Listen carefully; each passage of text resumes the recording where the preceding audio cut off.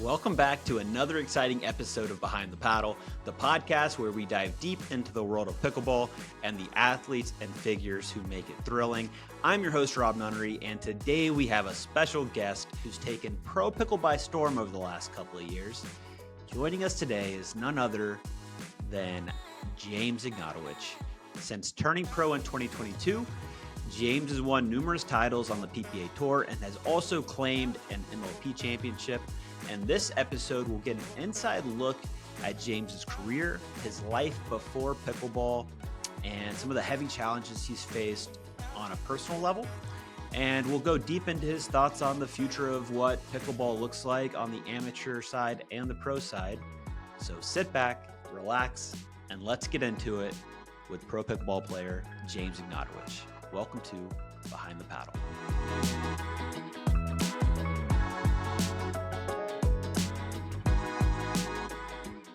We are Selkirk.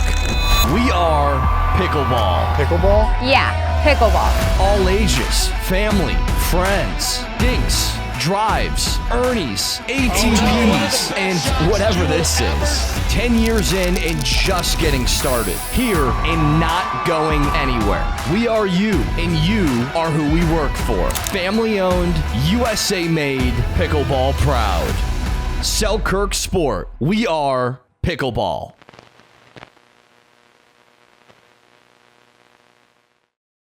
James Ignatowich, we are good to see you, man. It's been a while since I've actually seen you, which is a little sad, but at least we could do this. I wish we were sitting down in person recording this, and maybe we will be able to in the future. But welcome, dude. Welcome to the this episode of the James Ignatowich guest appearance. This is it. I'm excited. Yeah, it's good. It's good to be on the other side of it, man. Dude, I haven't done a guest appearance in I don't even know. I mean, Jordan Briones had me on his podcast, and it hasn't been released ever. So I don't know. It must have been still bad. not. No, it's still not up there. You could try to find. Well, actually, by the time this is uploaded, maybe you will. But I haven't done a guest appearance in a long time, so that could be a sign. I don't know. That's all. Maybe it's requiring just extremely heavy editing. Maybe that's what it is. Yeah, it probably is. But based on some of the things you say and some of your responses, it's certainly possible that it's just he's combing through the hour interview and it's heavily redacted. But this is going to be a little different, dude, because we're going to go. Obviously, you have a podcast that goes into a lot of how to get better at pickleball tips. We're gonna turn the page a little bit and go a little bit more into the personal side of things and a little bit of your journey from growing up playing junior tennis up through your time at Vandy and now into being one of the best pickleball players in the world and kind of the journey that you took to get there. So. And I think you first, I don't want to say first came on the scene, but it was because you were obviously, very good at this point, and you had won a couple of events last year in Minneapolis. But just to kick this episode off, you had the whole Big Papa Jimmy thing, the monkey's off my back. It was just like these off the wall, ridiculous quotes that, kind of, I don't want to say put you on the map, but people are like, oh, finally, we've got an actual personality in pickleball, which has been lacking for a very long time. And like actual personality in terms of, just being lighthearted and funny. And obviously we've had good personalities, Tyson, guys like that. But I, in preparation for the show, I found a couple of other, call it tidbits or interview quotes from James Ignatowich in the past that I think lend itself to the fact that this isn't your first rodeo, and we're going to take it all the way back to, I don't know how old you were. You must have been, I think you were 12 or 13. Yep. I know where this is going. And this is actually from the East Hampton Star newspaper. And you were interviewed after a tennis tournament where you had a couple upsets, and they were pretty easy upsets. but Yeah. let's see the direct quote here. Okay, so the East Hampton Star says, when asked how the match with the top seeded player had gone, James said with some delight, he thought it would be easy. I went up 3-0, mixing it up, slicing, lobbing, and hitting it hard at times. I was in the zone. He wasn't that strong mentally. He started throwing his racket and screaming. And he cried at the end. Yep. I love the "and" he cried at the end. And then you go on for another quote that says, well, the East Hampton Star says it was more of the same in the final. Quote, since he was a lefty, I floated the ball to his backhand and I'd run in and hit overheads. He cried too. That same kid beat me 6-3, 6-0 6 months ago before I even came here. So I just love the fact that in two different quotes in this article, you had to talk about how the kid cried.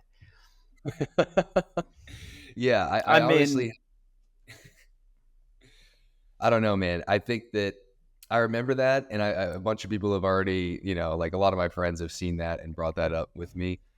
I really don't remember. I think it was like a tournament in the Hamptons, and all of the kids in the Hamptons. So I actually lived in the Hamptons. My parents always had a house there, and then I lived there for about a year and a half when I was 13. And the Hamptons is like a really nice area. All the kids are really spoiled, including me. But those kids were particularly spoiled. And especially, if you get a 14-year-old kid from the Hamptons, they're not going to be mentally tough on the tennis court, especially when they're playing against somebody as annoying as me. So I think that's what happened. I was definitely annoying at that age. I called the lines tight, and I was making kids cry. So yeah, that's pretty much what happened. I mean, so you mentioned kind of the entitlement aspect, which I don't think is super unusual. Like you said, for kids growing up in wealthy families or from the Hamptons, what do you think? What do you think led you to not having that? I guess that as much of an entitled attitude as some of the other kids that you grew up around. Yeah, for sure. That's a really good question, actually. I think that it's funny because you look at my sister and she actually does have it. So maybe I'm just special. But no, I'm just kidding. I mean, I think that for the most part, like I wasn't put into tennis. My parents never played tennis. They didn't like, force me to play tennis or anything. Like I wasn't one of those kids. And they just signed me up for tennis when I was like 5 or 6. And I just started playing and just fell in love with it on my own, just genuinely. And that's pretty different. I think a lot of college tennis players have parents who played and parents who kind of maybe not forced them in, but so I think that was one of the different things. It was like I was genuinely in love with it and it was something that I wanted to do just for me. And I think having that sense of like just agency throughout the process, having something that I deeply care about my whole life, I think that definitely helps build character. Because if your parents are forcing you to play it and then you lose a match and then you're upset because you made your parents disappointed, that's one thing. But if you're 9 years old and you disappoint yourself, right, that's actually a great way to build character. And I also think that one of the reasons I think I would hope that I don't have the entitlement aspect. I mean, some people might not agree, but I don't think I feel that way because I've found that the only times that this is a little bit of a longer answer, but so I went to Vandy and like I had a couple of years where I wasn't even on the tennis team at Vandy and I had like the easiest life ever. Like I was in a fraternity, I was drinking a lot and like going out and partying and having a ton of fun. And at that time I was trying to make my life as like easy as possible. Like my focus was like, I'm just going to have fun and things are going to be easy. And, my parents paid for my college. My parents had which is actually interesting because I was on a scholarship at first and then I was no longer on the tennis team. And then they still paid for my college, which was very nice of them because they could have said, look, man, now it's your time to pay for it. But no, they paid for it. And they were always super supportive of me. I really didn't have that many challenges. And I, for whatever reason, found that even though everything was super easy. I literally had their like credit card to spend, um, and I didn't work, and I didn't really try that hard in school. I wasn't happy, which is interesting because like I had everything that I could have thought I wanted. I was like, wow, my life should be so amazing. I just go out and I do a little studying, do a little bit of studying, but more cheating in class, really not doing all of the right things. And I was like, well, I'm not happy at all. And I thought I was supposed to be happy, but I just didn't feel happy. And I actually was I felt like really empty and just not good. I just didn't feel good at all. And then I found that, the times where I felt happy were actually when I was working very hard. And it was weird. I found that like the harder I worked and the more that I pushed myself and the more I actually like really inflicted like suffering on myself, like I really went out and did like hard workouts, got really focused on pickleball. And now I'm teaching like 20 hours a week and I don't even need to be. A big part of why I do that is because I found that like I'm at my happiest and I feel the most fulfilled when I'm just working hard and really pushing myself. So it's a weird thing. Yeah, it didn't come from anybody else. Like my parents didn't really instill hard work in me that much. They kind of did, but it kind of came from me. So Yeah, and was like as a kid, for example, were you always like, let's call it with tennis or academics? Because I did see that you had even though maybe you were partying and stuff at Vandy, you still had pretty high grades and good marks. With the work ethic stuff, growing up, was that like an inherent thing that you just had, or did you see your parents doing it? Because it doesn't sound like it was really like forced upon you in terms of instilling work ethic. So where did that come from? yeah, it wasn't really forced on me, and I didn't really work that hard until 2 years ago. I had good grades at Vandy, but I didn't reach my potential in tennis at all. I didn't. It was weird. Like I worked pretty hard in tennis, but I kind of fell out of love with tennis when I was like 16. I just got to the point where I sort of regretted being homeschooled, and I still sort of do regret being homeschooled during high school. I think that one of my biggest regrets is that never went to real high school, and I think that would have been fun. And I think it also would have not just been fun, but I think it would have set me up socially to be more prepared for college. Um, and yeah, In what sense do you think high school would have done that?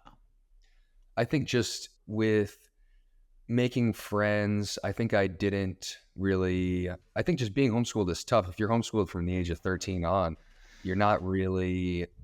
I don't know. Like I had some social anxiety. I just had some like nervousness around other kids because I didn't have more than like 3 or 4 friends when I was in high school. So I just was not really comfortable in big groups. And I felt like all those kids were smarter than me, which they were, right? They went to Vandy and I had just gotten off of tennis. So I just felt like, I was like, I just got in because I played tennis and these kids are all like smart and stuff. And like, I was afraid I would say something dumb, which then will actually end up making you say something dumb, the more you're afraid of saying it. So it was weird. And I think that if I had gone to like a good high school, I would have felt way more comfortable and I wouldn't have felt the need to party as much to try to make friends because I was like, okay, well, to make friends, I got to just party. I got to join a fraternity and I got to try to figure out a way to fit in because I didn't feel that secure. So if I was, more secure and just felt more like I had gone to high school, and plus you only get to live one time, going to high school is a very meaningful experience, I would imagine. Yeah. Yeah. So I think missing out on it, it's not the biggest deal in the world, but I probably should have gone.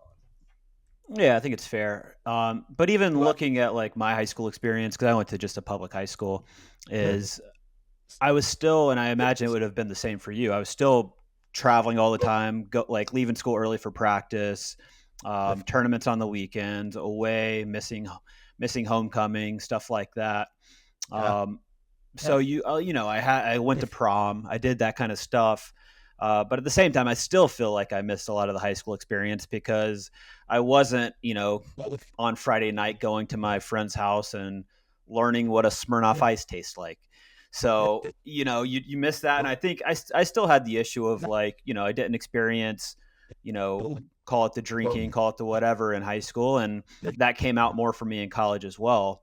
in terms of just, this is all brand new. I have independence. I'm going to go hard. And So I think regardless of, I think it's still a pretty, even if you would have gone knowing that you played a lot of juniors, I think it still would have been limiting, but probably certainly different.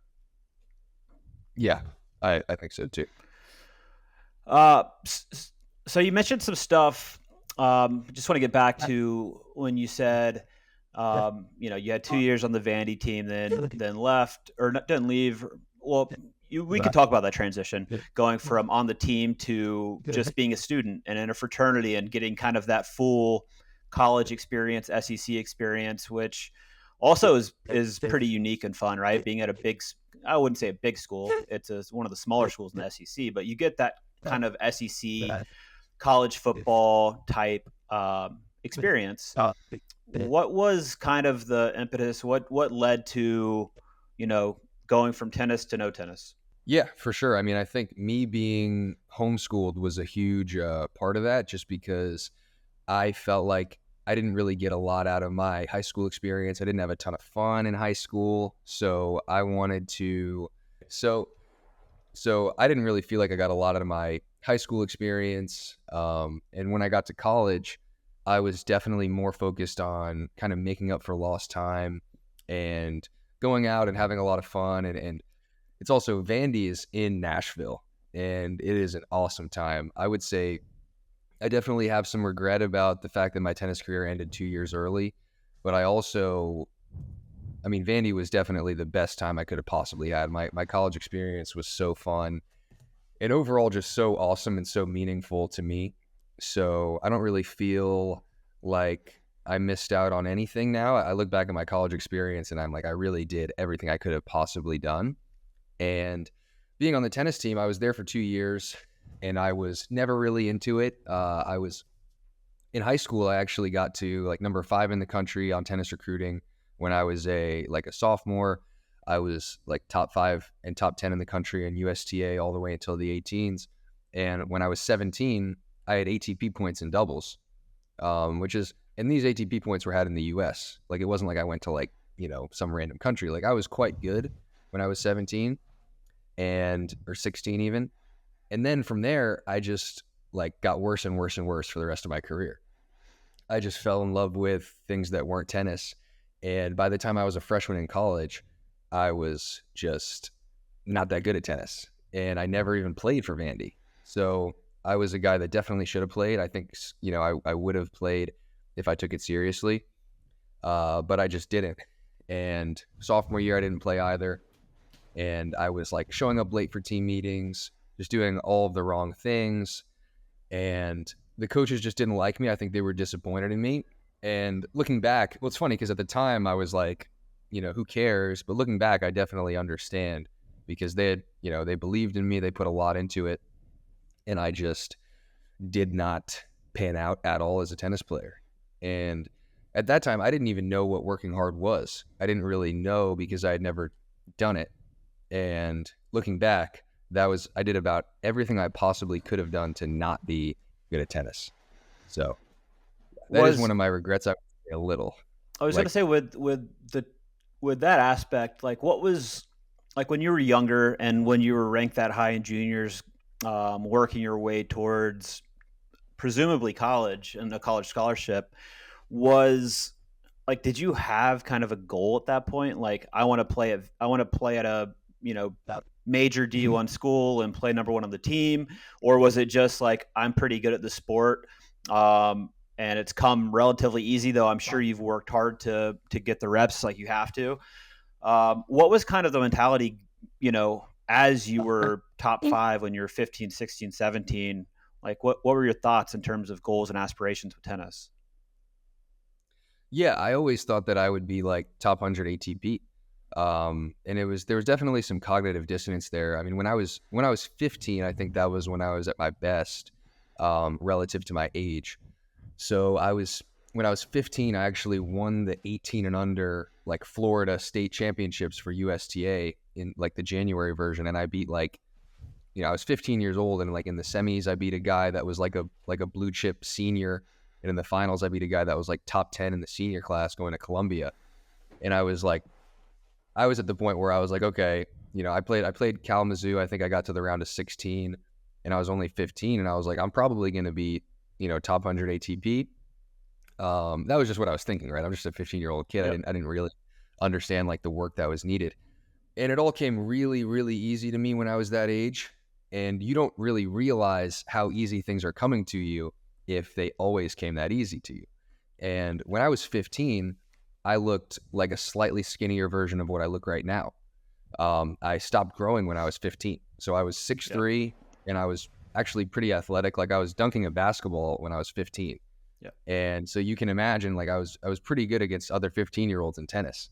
And then it just, I got worse. I think my best tennis was literally played when I was 15 or 16 years old.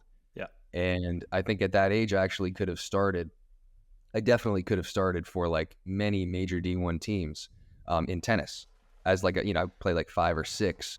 Yeah. And then by the time I got to college, I didn't. So it's interesting. And I think that I was thinking, look, I want to be a top 100 ATP tennis player. I thought I had all the tools to do it. And I don't even know. I think I actually might have. It's weird to say. Like, I don't want to be like, oh, I could have been top 100. But like looking at my trajectory when I was 15, I think if I did all the right things, and a lot of the kids that I was beating at that age ended up making it to like 200, even, like I might even, maybe some guys that got to like 100, which is interesting. And I'm not saying that I would have, but I think I could have maybe been in the conversation to be quite good. So that's what I was thinking at the time. And then it was weird. I got to 16 and I started liking girls, which was probably not good for me. And, just wanting to have fun and go out. And I did find ways to go out and have fun. And I made friends. And when I was 17, 18, even though I was homeschooled, I had a good group of friends that went to real schools. And that wasn't good for me. And then that was pretty much it. By the time I was 18, like even going into Vandy, I was already checked out. I was like, look, I just want to have fun, maybe play some tennis, maybe not get good grades. I wanted to always get good grades because I wanted to get a good job after college. But outside of that, I was checked out of tennis. If you could go back to that 15-year-old self who was obviously kind of, it sounds like at the peak of, tennis playing ability at the time, relative to age, and you could tell him, if you give him a piece of advice and he would actually listen to you, what would you tell him? Oh, you paused a little bit. Okay, there you are. I would tell him, don't change anything. I would say, don't change a single thing, because which is funny because when I was 18 or 19 or even 2 years ago, right before I started playing pickleball, I definitely had a ton of regret. And it's interesting because when you're 20 or 19, most 20 or 19-year-olds don't live with like a ton of regret. Like you're almost too young to have so much regret. But for me, it was until I stopped tennis, I was being, reintroduced to my regret every day because I would go out there and play tennis and I would play at a level that I knew was worse than I was 6 years ago when I was 15, which hurts. Like you're going out there on the college tennis team and you're playing against guys who, when you were 15, 16, you would have destroyed them. I mean, I wouldn't have even probably played tennis at Vandy. I would have probably played somewhere like a better team even if I had stayed on the right track. And then I'm going out there and just literally I was like the 9th or 10th best player on the team. And there were 10 players. Like I was one of the worst players on the team. And it was just kind of, so it wasn't just like, oh, I could just push this regret away of not having made it. It was like every day I go out there and I'm like, my forehand, I'm just not who I used to be, which is such a weird thing when you're 20. You shouldn't really feel that way. So that was a lot of regret to live with, but I would tell myself to not change a single thing. And I'm glad, and it's actually kind of cool that that's the case now. And that's something that I feel very lucky and grateful to be able to say, because from 17 to 21, I just kind of thought, well, shoot, I'm just a loser. Like I just messed up. I had a great chance. I messed up. And it wasn't like I was working every day to change it. I was actually just drinking all the time to forget about it. Yeah. Like there's two different things. Yeah. And I was just and not good. So you would tell him not to change a thing, but there's got to be something in that time period from call it 15 to now where Yeah. you're like I have a good like answer. like little James, maybe watch out for this, maybe watch out for that, maybe do this a little bit more, this a little less. I have a good answer. I got you. So here's actually what I would.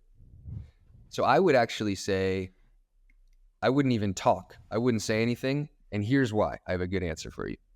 The reason for that is I would not be here now if I didn't have those years of suffering and regret of having felt like I messed up so much, because I'm only working so hard now because I feel so grateful to have a second chance because I messed up. And I couldn't think of, truthfully, I wouldn't change anything because I made so many mistakes just, and really got to the point where I was like just doing nothing, to now every single thing. It actually, like, I think permanently humbled me and permanently took away any sense of entitlement, because I realized that if I'm not working hard, I'm not happy and I just feel like I'm not doing anything. So now I actually think I feel a lot more humble because I just feel so lucky that I even have the chance. Like, for example, I was just teaching a lesson, and there's other guys that are in the top 10 that are like not teaching anything. And I'm like, well, I just feel grateful that I can even get out there and grind and work. And I think that once you get to that point of like rock bottom or close to it, and then you make it past it, at least for me, I've felt like there's no way I'm going to go back, and there's no way that I'm ever going to stop working hard, just because I feel just lucky to even be in this situation. Yeah. So Yeah, and I wouldn't be doing myself justice as a interviewer here if I didn't ask you what that rock bottom is. mhm. Well, I think it was a mix of, I'll tell you that I was probably 205 pounds with like no muscle. Like, I had a big gut. And Yeah. if you guys go back and look at my first pickleball tournament, even, which was APP South Carolina, I got bronze. I beat Zane, and I actually had a bit of a gut then. Like, it was still kind of coming off. Like, I wasn't in good shape at all, and I was just not even close to like being sober. I was going out like 4 nights a week, and I was just doing so many of the wrong things. I wasn't working out. I wasn't doing anything, and I was kind of just like during the day, and it's weird because I wasn't thinking so deeply about it, but I was during the day kind of just trying to get through it so that at night I could just like go out and just like drink, or just do something that could distract me from the fact that I totally blew my chance of being successful. Because as a result of the trouble that I got in college, also just getting kicked off the team, and like some issues with classes and whatnot. Yeah, so getting kicked off the team,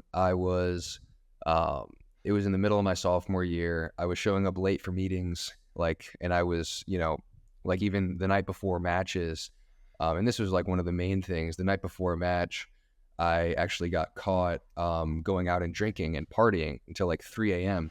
and our team had a match the next day at like 11. So that was kind of one of the final things that really did it. And I wasn't playing for the team anyway. So I think all of that stuff happening, I didn't really feel like I was going to get a good job even. I didn't feel like I was on the right track at all. So I was kind of just trying to forget all of that stuff. Instead of working hard to fix it, I just kind of turned to alcohol and turned to different like releases.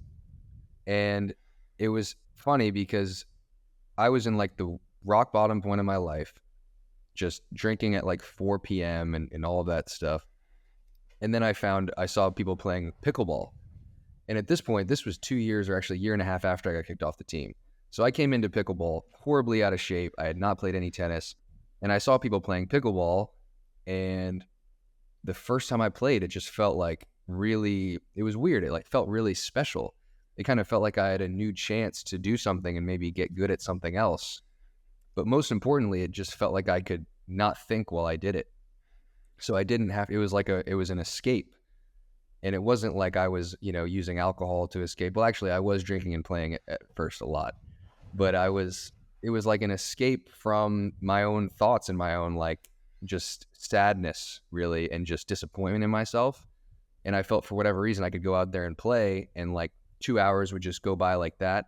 And I could just, then afterwards I'd go back to being like having some regret and stuff, and I might drink after, but at least I have 2 hours to play pickleball. And yeah, I wasn't trying to go pro right away. I didn't even know if there was pro pickleball. I was just playing at Delray Beach Tennis Center with like older people, trying to just escape my own reality and just kind of not think. And you were finished with school at this point? This was during my break this was during winter break from my junior year winter break. So we had a good month off. So this was in like late 2021. And did you have any idea, obviously going into your almost your senior year at Vandy, not playing tennis anymore, you find pickleball. Do you have any, and I don't think I did at this point in my life when I was, going into my senior year or finishing my junior year of, what the future held, whether it would be a job, whether it be coaching tennis, whether it would be, I didn't know. Did you have any idea of what you were looking to do next, or was that part of the depression and feeling down on yourself? All right, so now I'm here to talk to you guys about Selkirk backpacks. I probably shouldn't have to talk to you about them. I mean, you see them, it's enough of an ad to see them at all these tournaments. I mean, it seems like everybody's got one, and I actually think they're the best. I'm always begging Rob to send me more. I've got like 4 or 5 backpacks.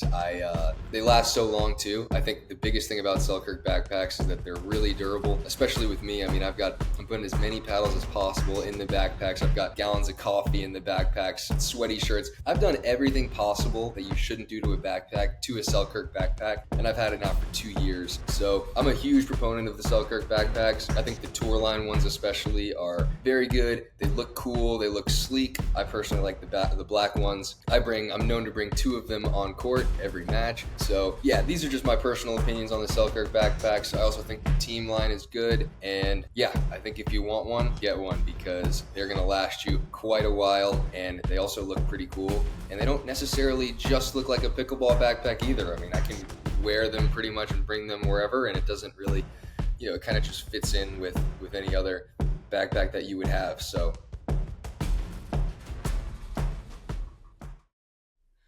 yeah, I had no idea what I was going to do next, because I had been like outside my whole life, and I really hated being inside and looking at a computer screen, and just knowing that I felt like I didn't have the work ethic to even have like a real good job. Like, all my friends at Vandy were going to like banking or consulting or something. And I had like some academic issues also, like with some just like academic integrity stuff. And I really felt like it was going to be a problem for me to. Was that cheating, or what Yes. happened there? Just cheating, copying off of a kid in class. And at Vandy? Yeah. Got it. So how did that all play out? What happened in terms of kind of repercussions? The repercussions were actually pretty minor. I got away with the first one. I knew that if I did it again, I would get in some big trouble. And the issue was that a lot of my good grades had come off of doing that, of cheating. So I kind of felt like I really had to dig in and kind of. It was interesting because I felt like now, okay, I have to dig in and actually do the right stuff and do the work. But I had so many gaps in my learning because and I'm not proud of it. I was being lazy. Yeah. So then I tried to enter other classes, and I was like, I didn't even learn anything from the previous class that connected to this one. I'm screwed. And I really felt like I was actually screwed, because Vandy is a tough school. Vandy's a good school. And I don't think I'm, particularly bright, particularly good with numbers and stuff like that. So it was an uphill battle for sure. A lot. So I've just seen in my own life that, a lot of stuff in terms of like what I learned as a kid has kind of carried over into the way I've been as an adult. From from, just kind of seeing parents, and like my worldview as a kid kind of led to a lot of behavioral stuff going into high school, going into college, going into my adult life, with everything that entails, from jobs to relationships to everything. Based on kind of your experience up to this point, what are you, 24 now? 25? 23. 23. 23. So based on, I mean, you've lived a lot of life, it feels like, in a pretty short amount of time in those 23 years. Are you worried about anything that kind of that you've done in terms of behavioral patterns that might carry over to now or into the future? Like, is that stuff that you're aware of or thinking about and trying to actively change? Because a lot of it's just subconscious sometimes. Yeah, for sure. I think me getting good at pickleball, well, I'll explain it this way. It was weird because I was not doing it to try to be a pro for the first, like, even almost year of it. I was just using it purely as like an escape from my own like bad thoughts and just wanting to, just not good stuff. So I think that because it turned into something where I was playing 2 or 3 hours a day, and then actually I ended up playing like 7 hours a day of pickleball.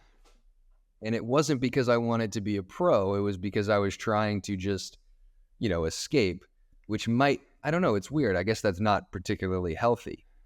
So, and then by virtue of me just using this escape mechanism, I got really good. And I got good at it, and then I kept playing for so long.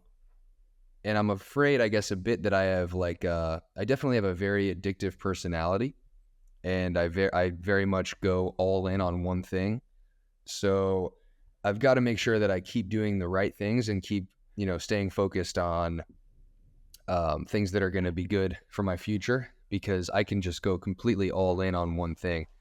So I don't know. I think maybe I don't think I'll get burned out, because I know I'm working really hard, obviously, and I'm working with just doing so many clinics and focusing on my newsletter and stuff, which I hope you'll let me plug at the end of this. Of course. But yeah, I think it's going to definitely be something where I want to be conscious of not burning myself out, but I don't really think I will get burned out, because I just know that with how low I was, I think that's actually almost like a burnout proof mechanism, because I am always going to be grateful from being so low. It's like, how could it get worse than that?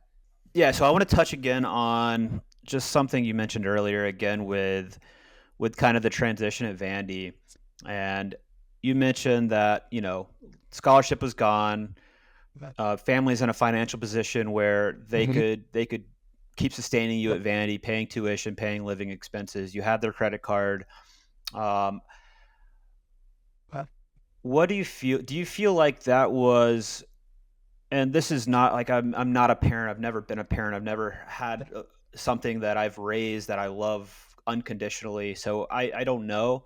And this is no like indictment against anybody. Do you wish your parents hadn't paid for your tuition those following 2 years, or given you, like, what do you think? Do you think that would have helped, in a sense of like, you're on your own now, James? Yeah, it's weird because I'm super grateful for the fact that they did it. Obviously, like if they hadn't, that would have been very tough. But like, you've got to learn at some point. And I've spoken to them recently about it. It's like they were almost too nice of me to me. I think because they were a little bit afraid of what would happen if they didn't, because they didn't really trust that I was even in the right headspace. So they were like, look, we got to just help this kid out. It was more of like a sympathy thing. Like, we got to just make sure he doesn't do anything bad. Yeah. So ultimately, maybe it was for the best that they did. I don't know what would have happened if they hadn't, but I think that overall they needed to, maybe they needed to help me, but I think overall I definitely didn't learn. And that was why I kept getting in trouble, and I kept doing the wrong things, because they were too nice to me. And it's like, of course I'm happy they were nice, but I didn't learn. I didn't learn from my mistakes at all. What do they think about everything that's happening now? Because you've had, I mean, call it a complete 180. It's going from, getting kicked off the team to not knowing what you're going to do next, to stumbling upon the sport of pickleball. what, and to see where you've gone from that moment of, using it as an escape and just kind of like a meditation, or to Yep. being one of the best pros in the world. Like, what is their what's their take on all of this now, with the kind of money that's in it now, and what you're making? Like, are they just like, how did this happen?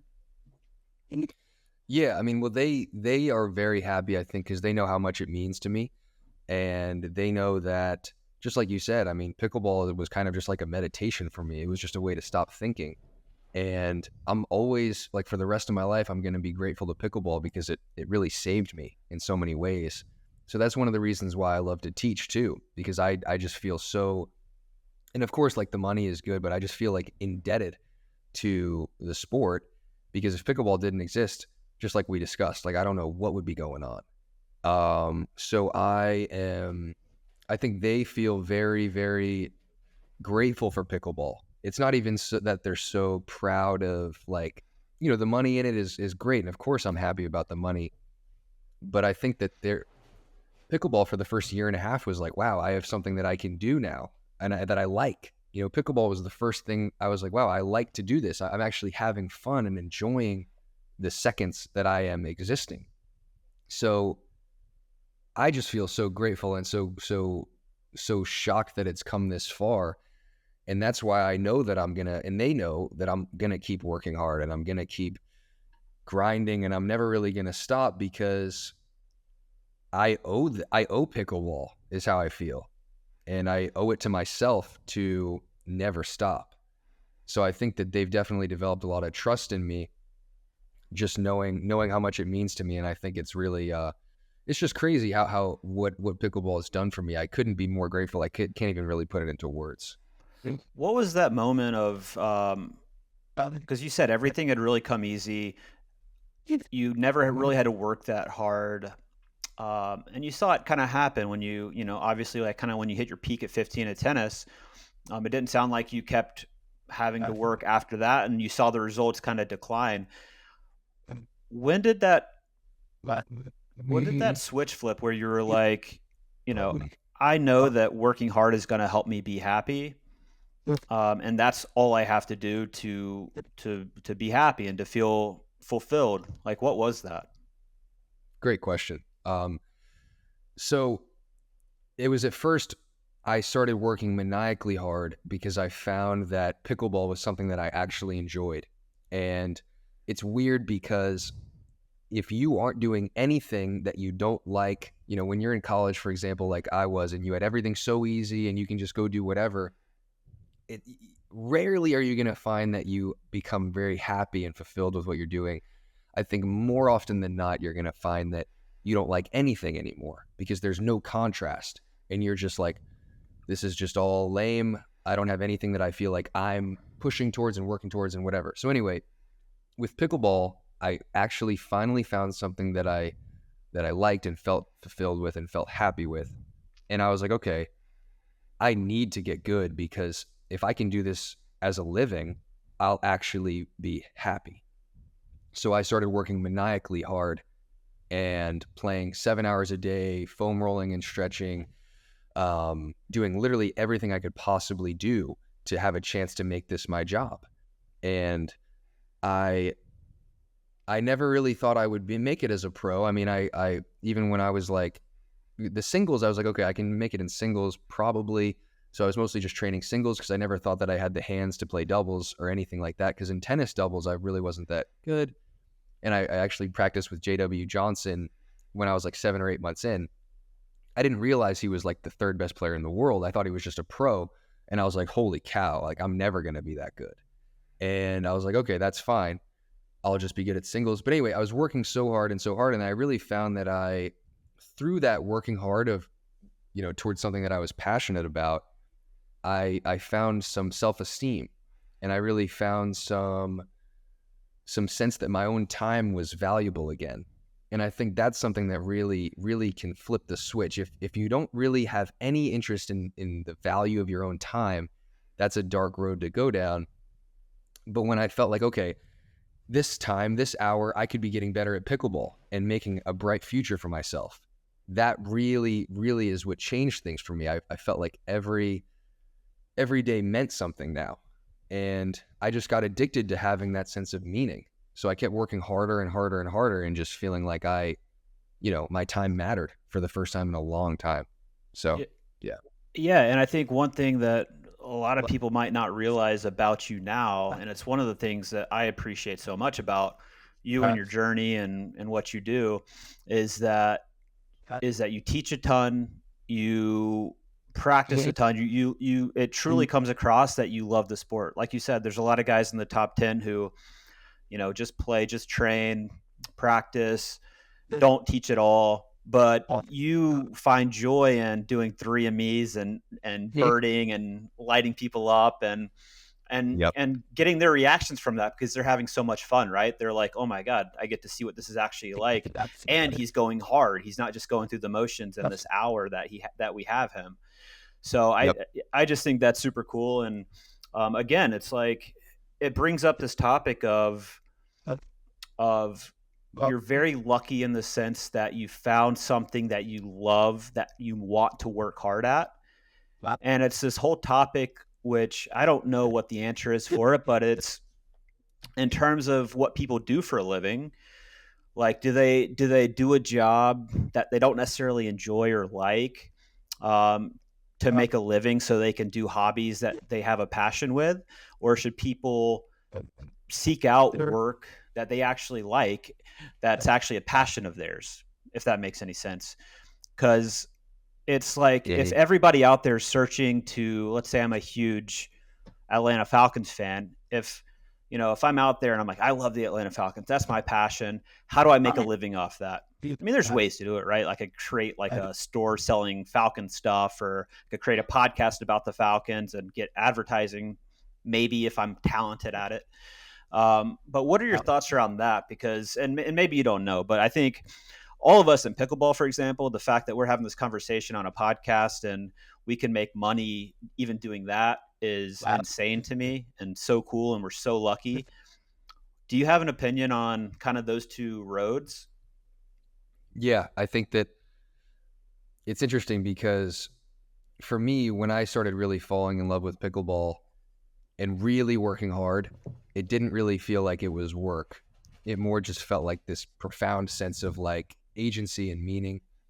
But I also think that I was lucky because I had I didn't have debt from student loans. And I also had like I'm pretty like physically talented for pickleball. I got lucky in so many ways. So I think that, but I also think that if you really love something and you really find meaning in something, that you will outwork 99% of the people that don't love what they're doing. So, and that's probably most of the battle, you would think. Yeah. If you really, but then the other issue is, like me at that time before I found pickleball, there was nothing that I really was passionate about. Yep.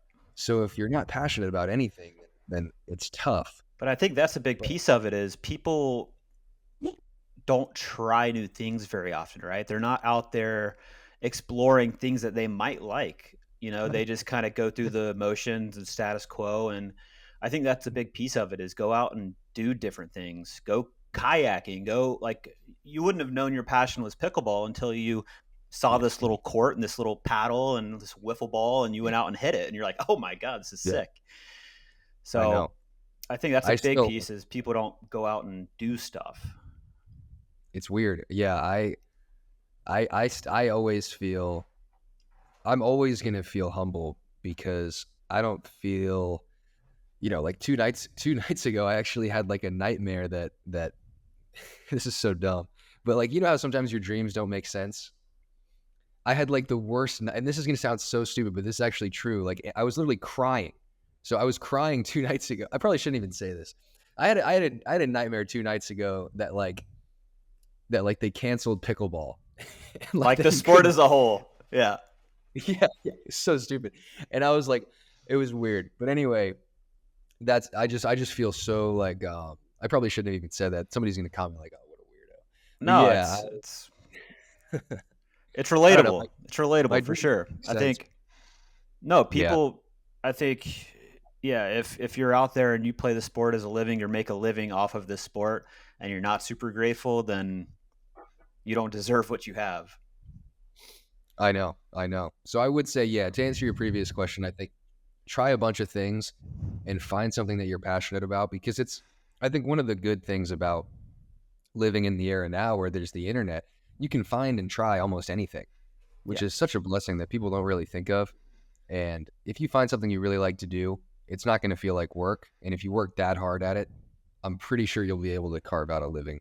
But again, there's a lot of people with a lot of challenges that I never had to face. So Yeah, that's very fair. So we'll get close to wrapping it up here. So we've talked a lot about kind of what's led you to now, and kind of to close out this episode, I want to talk about what you're excited about, and what you want to change, and what you want to see happen in the future here. So, what is one thing that you would want to change about yourself in the next year? yeah, I think I would like to probably, I guess, get really accustomed to having attention on social media and having attention on Instagram and YouTube comments, because it's really a zero-sum game. It's not something that actually gives you any sort of long-term gratification. It really only leads to distraction. And I get a lot of this.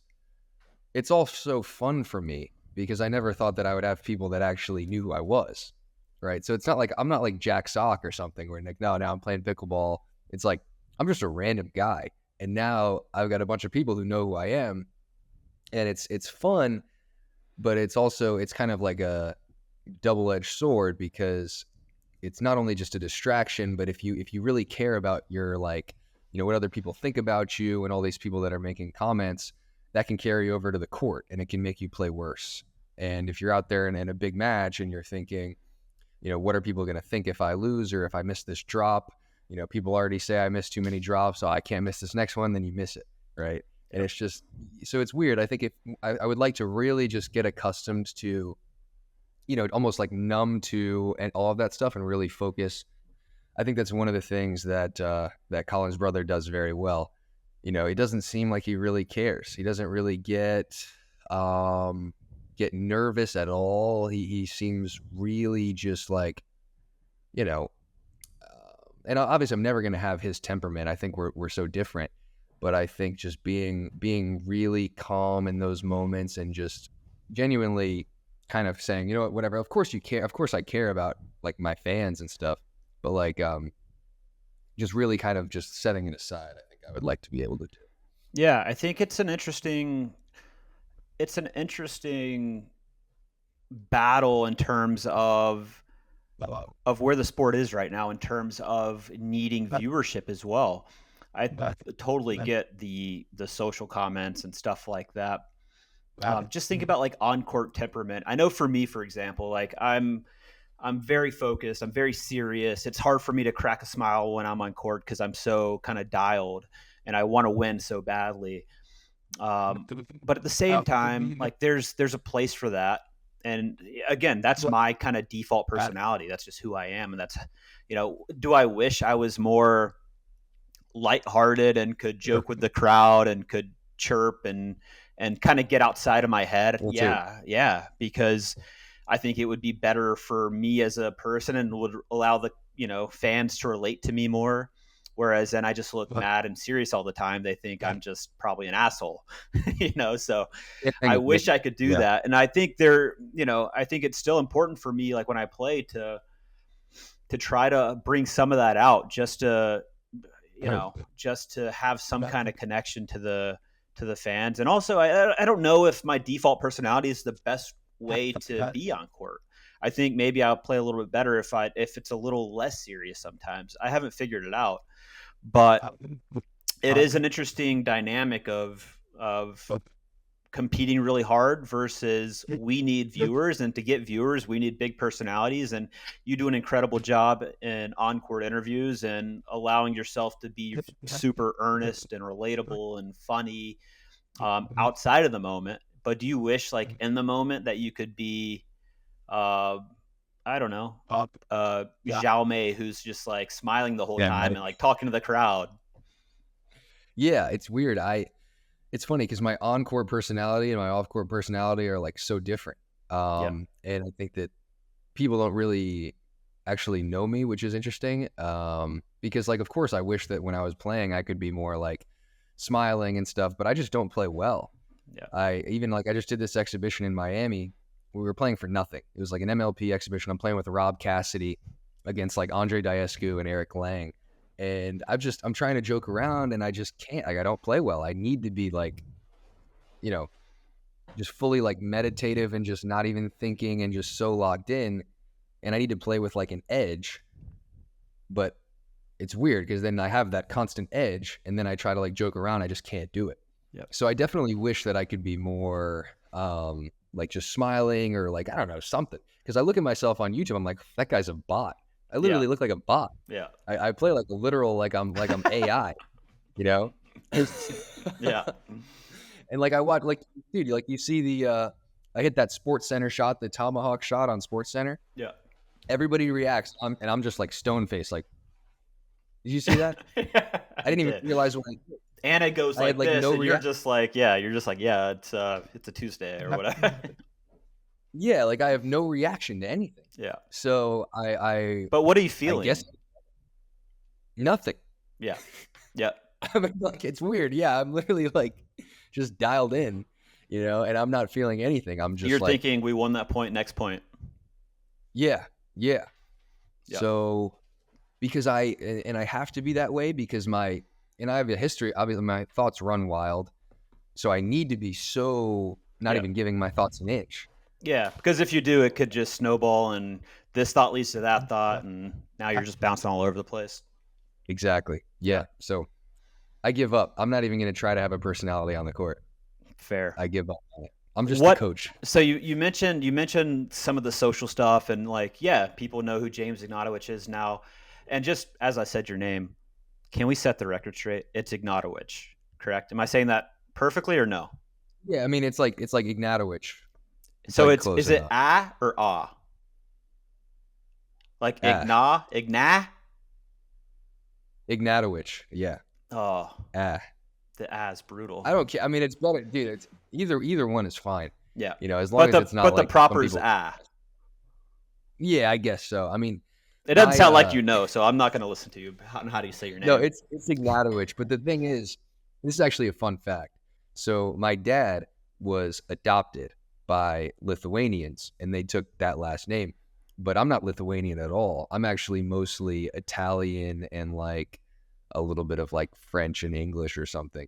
So I don't really even care. I mean, it's just call me whatever. Yeah.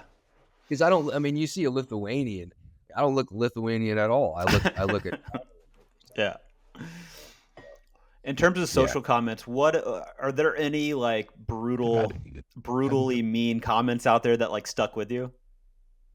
That's a good one. Actually, this is not the issue for me. It's the positive comments that make me that lift you up of like, oh my God, this guy's a god type thing. Yeah, or even just people are paying attention to me and expect good things out of me. I've never lived my life where people like expect me to do things well. You know, it's kind of weird. Even when I was good at tennis, there was like nobody who knew who I was. I was just a junior tennis player. The bad comments, I like them better because I also have no issue with them because I remember when I was younger or even when I was like 20, just messing around on Instagram and YouTube, just like being a troll, like leaving troll comments. Like I know what they're doing. They don't really hate me. They're just bored and they just want a reaction out of me or other people in the comments. Like I literally was that guy. I was a hater. I remember when I was 14, like on YouTube, some guy there was some YouTuber that was pretty famous and I just hated him. I just thought he was such a nerd and I just kept commenting. All I was doing is trying to get him to respond. Yeah. Yeah. I was like, you're such a nerd. Like just really, I didn't, I didn't actually care. It was more of like, I just wanted him to acknowledge me. So when I see hate comments, it doesn't get to me at all. Cause I was that guy. Yeah. Okay, so if we're doing this exact same conversation a year from now, we're both sitting here having a chat. What would need to happen over the next 12 months for you to be like, holy shit, that was the best year ever? Yep. Great question. I've already thought about this. my newsletter, my coaching newsletter would have at least 50,000 subscribers. So nothing insane. I mean, I think the kitchen and the pickleball clinic have like 100K or something like that. And they're not directly competitors of ours. They cover like a wide variety of topics. Mine is strictly for coaching. And I guess I'll go ahead and plug it. So I have this newsletter that is just for coaching, and it's just me. And then I've got 2 other great players that run it with me. We do like instructional videos. And like, my hot take, for example, my last like hot take tip was that you should be making 9 out of 10 of your serves. And if you're making all 10 of those serves, you're not taking enough risk, stuff like that. And then we do pro features. Like we had Anna featured on this one. We've got Tyra Black featured on the next one. And then Dylan Frazier featured on the following one. And we don't like feature and talk about their like lives. Like we know that you guys don't really care about like what I had for breakfast this morning. Yeah. We're just giving you advice on the game. So you can check that out. It's in my Instagram bio, or just, if you Google James Ignatowich newsletter, I'm sure you'll find it. Anyway, probably 50,000 subscribers there, which right now we have like 3,000. We just got our first one submitted, so we're not even really doing much yet. But that would be big for me. And the reason that is the case, like I'm sure there's money to be made in a free coaching newsletter. We're all giving it for free, so like it's not going to be super lucrative for us, but really it is. And I tell this to other pros, especially like guys my age, and they don't believe me. They think I'm like BSing, but I really do like coaching, and I really feel so just like indebted to this game and what it's done for me.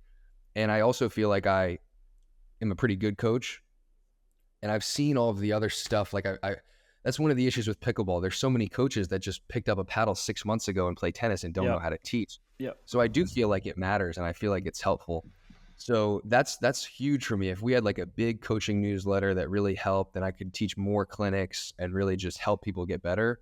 Like watching people, I know how much more fun pickleball became for me when I learned how to actually play, and I got a good paddle, and I learned I just being able to give people that feeling is so much more valuable to me than anything. I mean, I want to be number one, obviously, but just knowing how cool that was to play this awesome game the right way. Like the fact that I could have like 50,000 people listening to what I'm saying and actually like taking my advice is just it's crazy for me to even think of.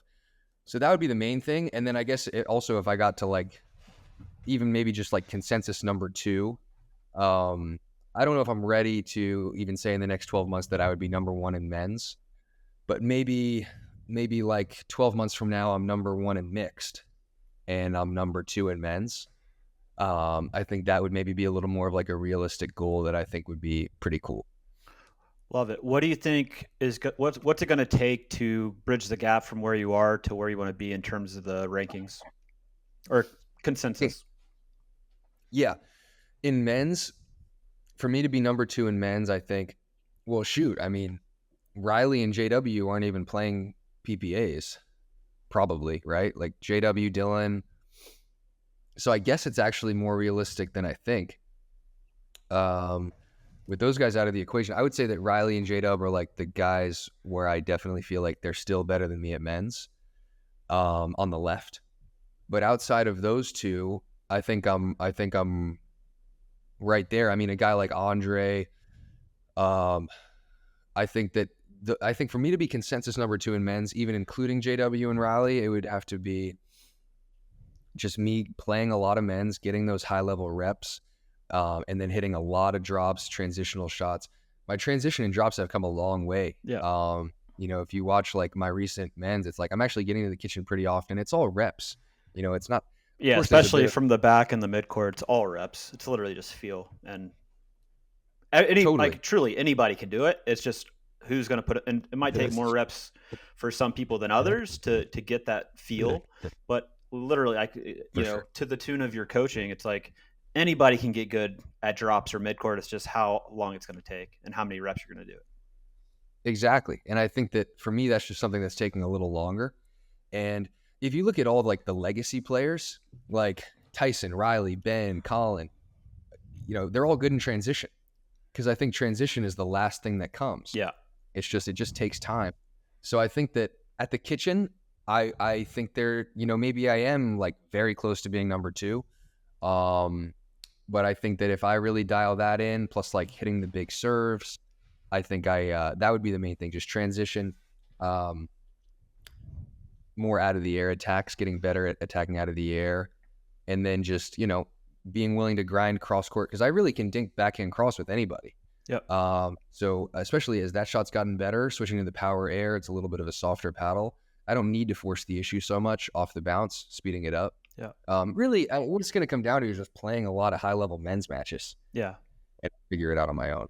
Yeah, I agree. Is there anything we haven't covered that you want to say before we close this out?